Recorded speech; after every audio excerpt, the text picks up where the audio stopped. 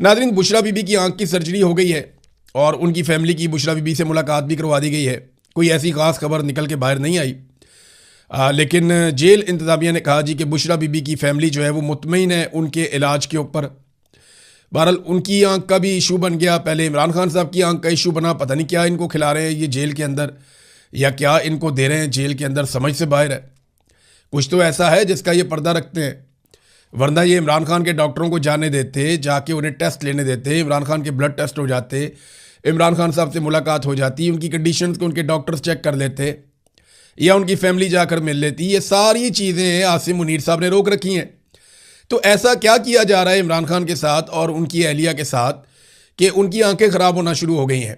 भले चंगे वो जेल के अंदर गए थे, इमरान खान साहब को लगभग 3 साल होने वाले हैं, और बुशरा बीबी जो है उन्हें भी काफ़ी अरसा हो गया जेल के अंदर। वो पहले भी पकड़ी गई थी, फिर दोबारा भी उन्होंने गिरफ्तारी दे दी थी, खुद आकर उन्होंने गिरफ्तारी दे दी थी।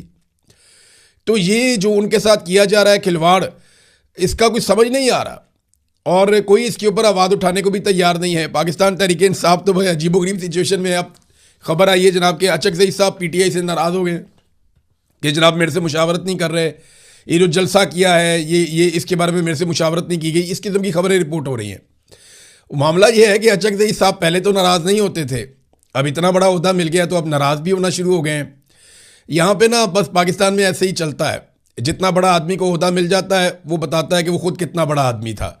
अचकज़ई साहब को अपोजिशन लीडर का ओहदा ऐसे तो नहीं मिलना था, लेकिन पाकिस्तान तहरीक इंसाफ ने उनको अपोजिशन के ओहदे पर बिठाया।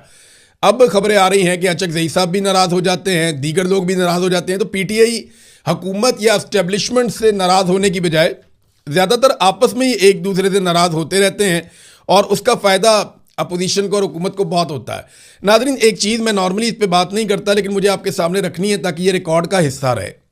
आज 17 तारीख है अप्रैल की। आज से 2 साल पहले इमरान खान साहब ने स्टेटमेंट दिया था कि अगर मेरी बीवी को कुछ हुआ तो ज़िम्मेदार आसिम मुनीर होगा और मैं नहीं छोड़ूंगा।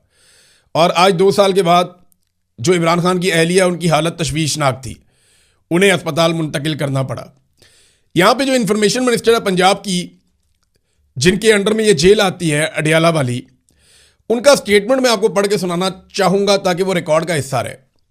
उन्होंने कहा जी इमरान खान की आंख बिल्कुल ठीक है, उनकी सेहत का ध्यान इतना उनकी फैमिली को नहीं जितना हुकूमत को है। उन्हें तो जाली लंगड़ा बनने का भी शौक था, वो तो जाली प्लास्टर चढ़ाकर व्हील चेयर पर बैठा रहा। ये जनाब पंजाब की इंफॉर्मेशन मिनिस्टर ने कहा है। इसको रिकॉर्ड में रखना चाहिए। इसको कहते हैं बीमारी का मजाक उड़ाना। कलसूम नवाज की बीमारी पे कुछ गुमनाम और कुछ गैर अहम किस्म के अकाउंट से उन्होंने मजाक उड़ाया था, जिसकी सबने मजम्मत की थी, मैंने भी, बाकी सब लोगों ने, सहाफ़ियों ने भी मजम्मत की थी। तो उस वक्त एक बहुत बड़ी इखलाक ब्रिगेड खड़ी कर दी थी पाकिस्तान तहरीक इंसाफ के खिलाफ अपोजिशन ने, उस वक्त की अपोजिशन ने। इमरान खान ने कभी मजाक नहीं उड़ाया, इमरान खान के मिनिस्टर्स ने कभी मजाक नहीं उड़ाया, लेकिन रिकॉर्ड के ऊपर रखिएगा कि इस मरतबा ये मजाक इंफॉर्मेशन मिनिस्टर खुद उड़ा रही है, और ये रिकॉर्ड के ऊपर रहना भी चाहिए, क्योंकि बारी बारी सबकी बारी। आपको क्या लगता है कि मिलिट्री एस्टेब्लिशमेंट सिर्फ PTI को मारेगी? नहीं, ये PTI से वेले हो गए ना, फिर ये आपको मारेंगे, फिर ये तीसरे को मारेंगे, फिर ये चौथे को मारेंगे। अभी भी ये जर्नैल जाते हैं जब बच्चों को लेक्चर देने के लिए, आप जरा वो वीडियोस निकालें और निकाल कर सुने ना।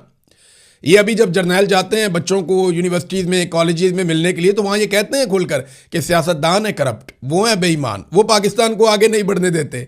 हालांकि सियासतदान तो बेचारे कुछ नहीं बेचते जो पाकिस्तान के साथ पाकिस्तान की एस्टेब्लिशमेंट ने और अदलिया ने कर दिया। खास तौर पे काजी फायद ईसा की एक वीडियो वायरल हो रही थी, वो पता चला कि आयरलैंड एम्बेसी का कोई प्रोग्राम था। एक खातून है, उन्होंने ये दावा किया कि मैं भी वहाँ पे थी, और किसी ने काजी फायद ईसा को ज़्यादा मुँह नहीं लगाया, और वो खातून यहाँ तक लिखती है कि काजी फायद ईसा वहाँ पे आंखें चुराते फिर रहे थे।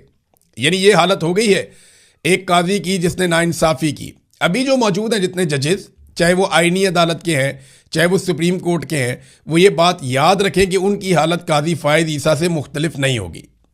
ये कौम उन्हें कभी माफ़ नहीं करेगी। इन लोगों ने नाइंसाफ़ी की इंतहा कर दी है।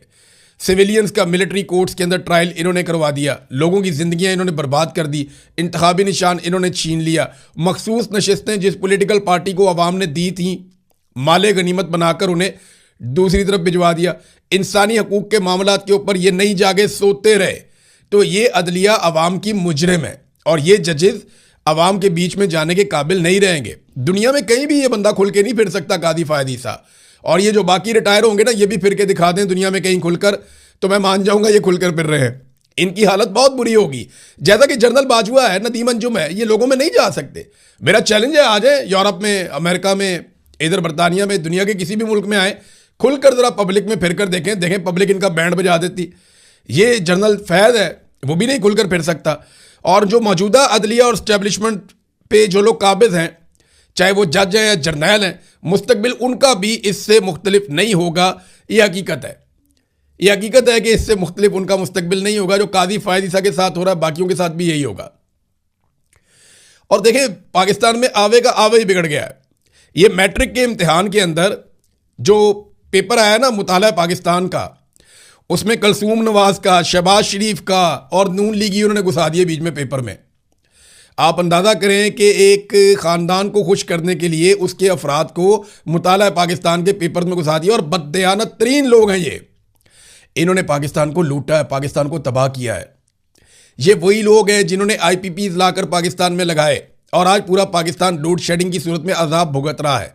4 गुना बिल आपको आ रहे हैं और आप बिजली खरीदने के काबिल नहीं रहे। कॉस्ट ऑफ प्रोडक्शन पाकिस्तान में बहुत बढ़ गई है। ये वही लोग हैं जो बददयानत है, जिन्होंने पाकिस्तान के साथ कमीशंस और किकबैक्स लेकर बेड़ा गर्क किया। इनके नाम मुताला पाकिस्तान के इम्तिहानात के अंदर आ रहे हैं। अंदाज़ा करें आप, ये कौम के मुजरिम है। अगर ऐसे लोगों के नाम आप इम्तिहानात में डालेंगे या निसाब के अंदर डालेंगे, तो फिर आप तलबा की क्या तरबियत कर रहे हैं? आप उन्हें वही बना रहे हैं जैसे ये लोग हैं। यानी इन लोगों ने पाकिस्तान का बेड़ा गर्क कर दिया और इसके बाद आप ऐसी एक पूरी नस्ल तैयार करना चाहते हैं जिनके आइडियल ये लोग हों। अभी साद रसूल साहब ने बताया कि वो एक स्कूल में गए जहाँ पे माय फेवरेट लीडर के ऊपर कुछ तकारीर वगैरह हो रही थी। उन्होंने बताया कि 3 बच्चों ने कायदे आज़म के बारे में, एक ने नेल्सन मंडेला के बारे में और एक आधे ने कुछ और के बारे में बोला। और बाकी सब बच्चों ने इमरान खान को अपना फेवरेट लीडर करार दिया। ये लगभग 50 बच्चों की बात हो रही है। मैं आपको बताता हूं ना, आप कहीं भी चले जाए, स्कूल बस वापस जा रही होगी ना, या स्कूल से छुट्टी हो, आप स्कूल के बाहर खड़े हो जाए, प्राइमरी स्कूल के बच्चों के सामने आप ऊंची आवाज में बोले ना कौन बचाएगा पाकिस्तान, तो आपको वही पता चल जाएगा कि बच्चे किसको अपना लीडर मानते हैं या पाकिस्तानी किसको अपना लीडर मानते हैं।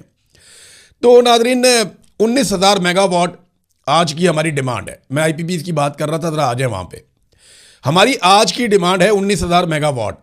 45,000 मेगावाट के करीब हमारी सलाहियत है और हम बिल जो है वो सलाहियत के मुताबिक देते हैं। यानी 2,000 अरब रुपए सालाना हम अदा करते हैं कैपेसिटी पेमेंट की मद में।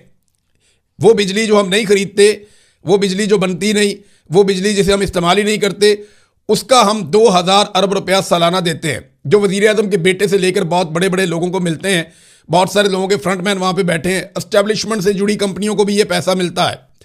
हम आज अपनी आधी बिजली उन थर्मल प्लांट से बना रहे हैं जो फ्यूल के ज़रिए से बिजली बनाते हैं। यानी हमने सोलर पे तवज्जो नहीं दी। बहुत